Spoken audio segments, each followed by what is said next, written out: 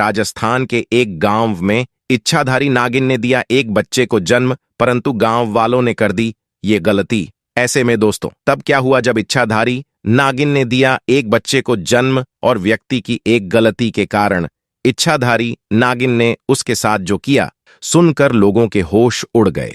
तो ऐसे में वीडियो को आगे बढ़ाते हुए कहानी को शुरू करते हैं। इसी तरह की इस्लामिक घटनाओं और वाक्य से रूबरू होते रहने के लिए आज ही सब्सक्राइब करें हमारे चैनल इस्लाम हिस्ट्री को और साथ ही बेल आइकॉन को प्रेस करें।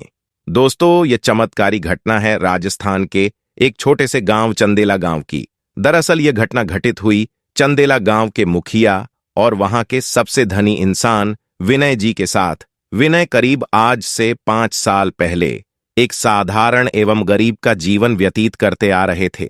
वह अक्सर जंगल में अपनी बकरियां चराने जाया करते थे। एक दिन बकरी चराते चराते वह जंगल के थोड्ढा और अंदर निकल गई। उसी जंगल में एक इच्छाधारी नागिन अपने नाग के साथ एक महेश पेड्रिश के पास रहा करती थी। वह नागिन गर्भवती थी। शाम का वक्त था और विनय जब उस पेड़ के पास से गुजरा तो उसे वहां एक तेज चमकती चीज दिखाई दी, परंतु साथ ही वह दोनों नाग नागिन भी वहीं थे। उन्हें देख वो थोड़ा सा डर गया और तुरंत ही वहां से जल्दी से घर की ओर भागा। विनय इतना घबराया हुआ था कि उस समय तो उसने पीछे मुद्द तक कर नहीं देखा, परंतु उस रात उसके ध्यान में वो चीज जो चमक रही थी वो बार बार आ रही थी। वह इतना तो समझ गया था कि वो हो ना हो बहुत मूल्यवान चीज थी और अगर वो मुझे मिल गई तो मैं भी धनवान हो जाऊंगा। परंतु सबसे बड़ी मुसीबत थी वह दोनों नाग नागिन। अगले दिन वह वापस जंगल उसी पेड़ वाले स्थान पर गया और कुछ दूर खड़े रहकर छिपकर उस पेड्डे के पास रह रहे नाग नागिन को देखने लगा। कुछ देर देखने के बाद उसने ध्यान दिया कि नागिन तो गर्भवती है। वह उस रात घर आकर सोचने लगा कि यह अच्छा मौका होगा। जब नागिन अपने बच्चे को जन्म देगी तभी वो नागमणि चोरी कर लेगा, क्योंकि उस समय नागिन कमजोर होगी। बस नाग को मारना होगा। दोस्तों कहते हैं अगर किसी नाग के मुंह की तरफ गोबर मार दिया जाए तो वो अपना होश खो बैठता है। अब विनय हर रोज गोबर लेकर उस महेश पेड्डा के पास छुपकर सही मौके का इंतजार करने लगा। एक दिन वो मौका भी आया जब नागिन अपने बच्चे को जन्म देने वाली थी। तभी चुपके से विनय ने नाग के मुंह पर तेजी से गोबर मारा और फिर एक बड्ढे पत्थर से नाग को मार डाला। फिर उसने नागिन और उसके बच्चे को भी मार डाला और उस मणि को उठाकर जल्दी से घर की तरफ निकल पड़ा। परंतु उधर नागिन किसी तरह बच गई थी और बस बेहोश पड़ी थी। जब नागिन को होश आया और उसने अपने बच्चे और पति को मरा देखा तो उसके दुख दर्द का ठिकाना नहीं रहा। वो उस समय गुस्से से पागल हुए जा रही थी और उसने विनय से बदला लेने की ठानी, परंतु मणि चली जाने के कारण वो अपनी शक्तियों का प्रयोग नहीं कर सकती थी। परंतु अभी भी वह अपना रूप तो बदल ही सकती थी। इधर विनय को जैसे ही मणि मिली उसका पूरा जीवन ही परिवर्तित हो गया। उसकी फसल इस बार काफी अच्छी हुई और काफी महंगे भाव में भी बिकी। उसकी तो जैसे मानो लॉटरी लग गई हो, क्योंकि जो भी वो धंधा कर रहा था उसे हर जगह से लाभ मिल रहा था। और विनय को पता था कि ये सब उस चमत्कारी नागमणि का ही कमाल है। गांव में हर जगह उसका नाम था विनय के। इस रुतबे को देख एक अच्छा रिश्ता विनय के लिए उसके पास ही के गांव से आया और पावनी नाम की एक सुंदर स्त्री से उसका विवाह संपन्न हुआ। पावनी अपने पति विनय को बहुत प्यार करती थी और बहुत इज्जत देती थी। दोनों एक दूसरे का कदम कदम पर साथ निभाते। उनकी जोड़ी गांव में मिसाल बन चुकी थी। उधर नागिन भी एक पुरुष का रूप धारण कर महेश नाम से विनय के यहाँ उसका मुंशी बन गया और विनय का विश्वास जीतने लगा। विनय भी महेश के व्यवहार और वफादारी को देख उसे अपना भाई समान ही मानने लगा। एक दिन पावनी अपने पति विनय के पास आती है और बताती है कि तुम पिता बनने वाली हो, मैं गर्भवती हूं। यह सुन विनय की खुशी का ठिकाना नहीं रहा।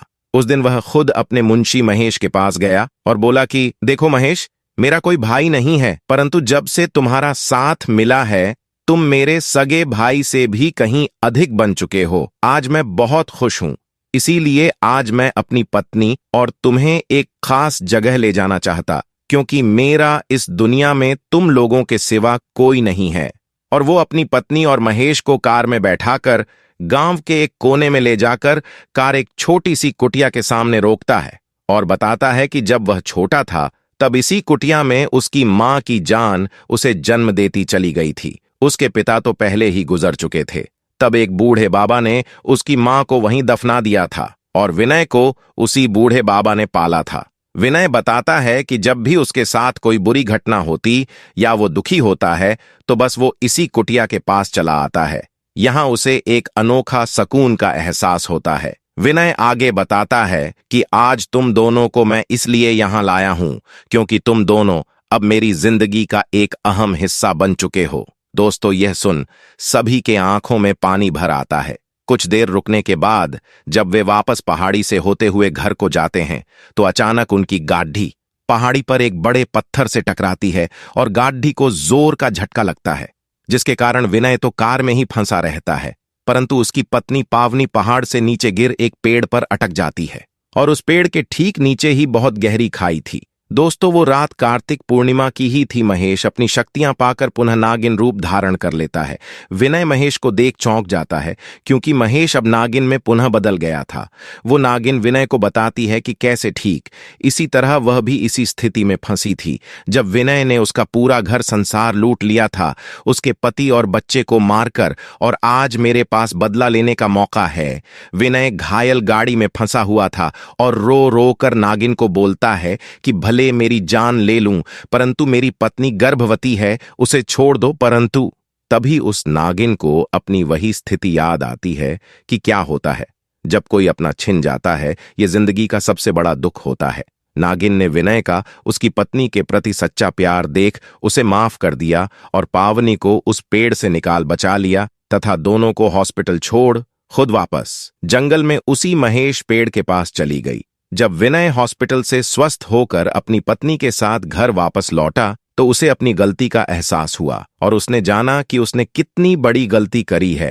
वो नागमणि को लेकर उसी महेश पेड़ के पास गया और उस पेड़ के पास उस नागमणि को रख फूट फूट कर रोने लगा और शाम को वापस घर आ गया। दोस्तों, कभी कभी इंसान लालच में इतनी बड़ी गलती कर बैठता है कि फिर उस गलती को कभी भी ठीक नहीं किया जा सकता और बस अंत में पछतावा ही रह जाता है। बड़े बुजुर्गों से आपने सुना भी होगा कि नाग सांप को नहीं मारना चाहिए। नाग को मारने पर उसकी आंख में मारने वाले की तस्वीर छप जाती है।